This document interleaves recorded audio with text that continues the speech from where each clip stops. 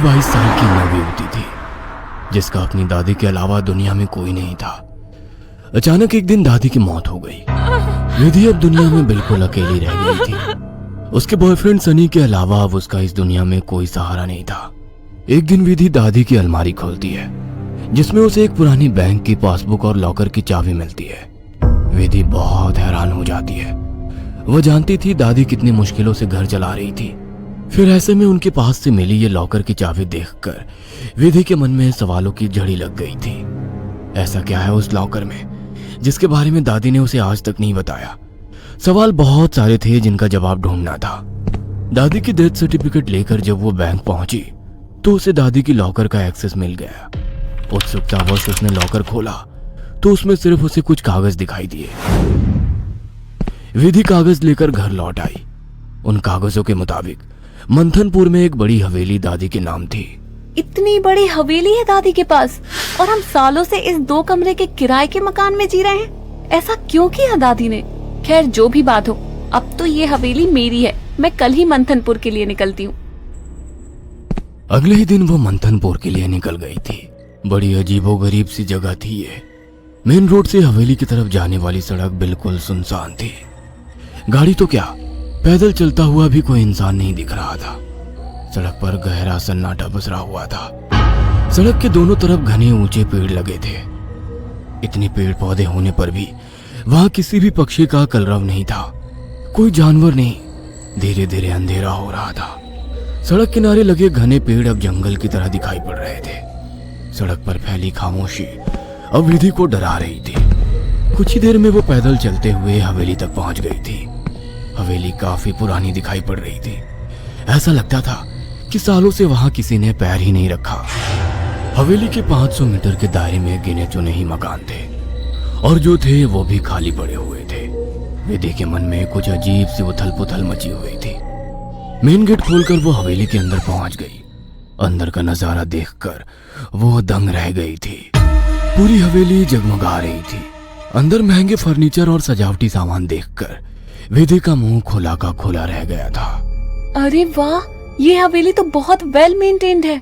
लगता है यहाँ जरूर कोई रहता है। हेलो, कोई है? कोई है यहाँ?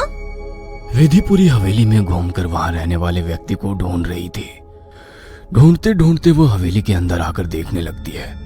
तभी एक बूढ़ी औरत ना जाने कहां से विधि के सामने आ जाती है। बूढ़ी के चेहरे पर गहरी झुर्रियां थी और कमर झुकी हुई थी। काला लबादा पहने, आधा मुंह पल्लू में छिपाए, वो औरत बेहद डरावनी लग रही थी। आउच! डरा दिया आपने। क्यों आई हो यहाँ? लौट जाओ। मैं कहीं नहीं जाने वाली। ये मेरी हवेली है। बाय द वे, आप कौन? यहाँ कोई नहीं रह सकता। शैतान रहता है यहाँ। लौट जाओ। शैतान? Very funny. अच्छा, तो हवेली हड़पने के लिए ये स्टोरी बनाई है आपने? विधि कुछ कहने वाली होती है, तभी वो देखती है कि बूढ़ी औरत हवेली की ओर देखकर कुछ सकपका गई है और अपना चेहरा ढकते हुए वो अचानक ही अंधेरे में कहीं गायब हो जाती है। बड़ी अजीब औरत थी। कुछ स्ट्रेंज ही जगह है। विधि हवेली के अंदर आ जाती है और अपना फोन निकालकर सनी को कॉल लगाती है। हेलो सनी, तुम विश्वास नहीं करोगे, ये हवेली तो हमारी सोच से भी ज्यादा खूबसूरत है। तुम बस जल्दी यहाँ आ जाओ। हाँ, मैं आज रात को ही निकलता हूँ। सुबह मिलते हैं, बाय। अगले दिन सुबह सनी भी हवेली पहुंच गया था। अरे यार, कहाँ फंसा दिया विधि ने। अंदर जाने तक का रास्ता नहीं है।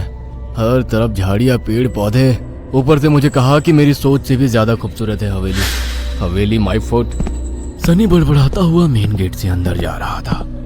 बाहर का कंपाउंड क्रॉस करने के बाद अब वो दरवाजे के सामने था। उसके नॉक करने से पहले ही दरवाजा खुद ब खुद खुल गया। सनी हैरान रह गया था। अंदर पहुंचकर उसने देखा हॉल में कोई भी नहीं है।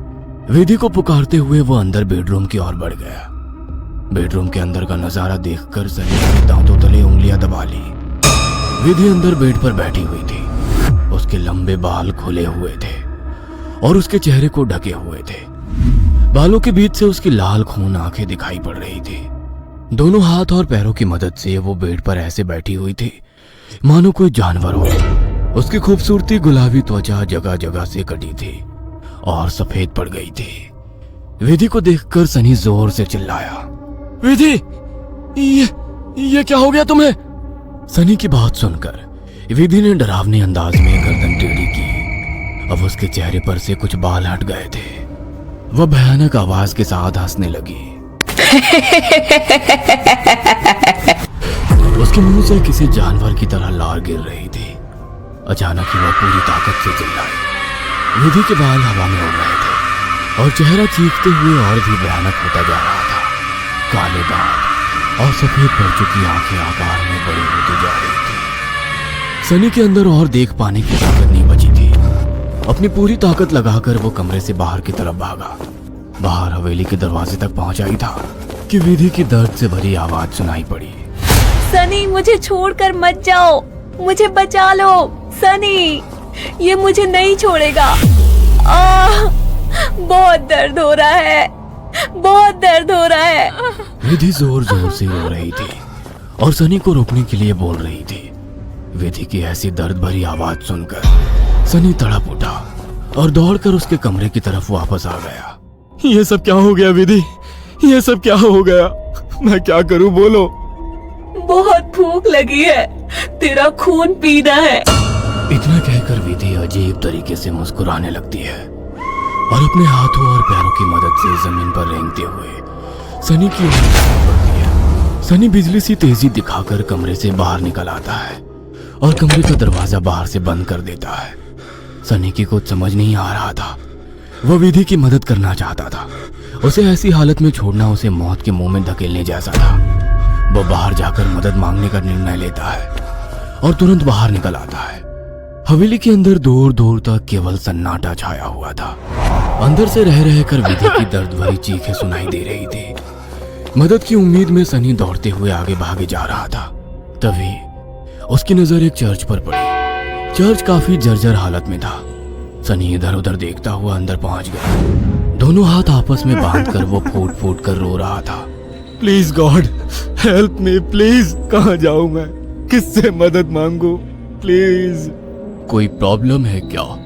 मुझे बता सकते हो? फादर की बात सुनकर सनी सारी बातें फादर को बता देता है। परेशान मत हो डियर, मैं तुम्हें हॉली वाटर दे रहा हूं। जाकर अपनी गर्लफ्रेंड के ऊपर छिड़क देना। God bless. Sunny holy water लेकर हवेली लौट आया था। उसने विधि के रूम का दरवाजा खोला तो वो दीवारों पर चल रही थी।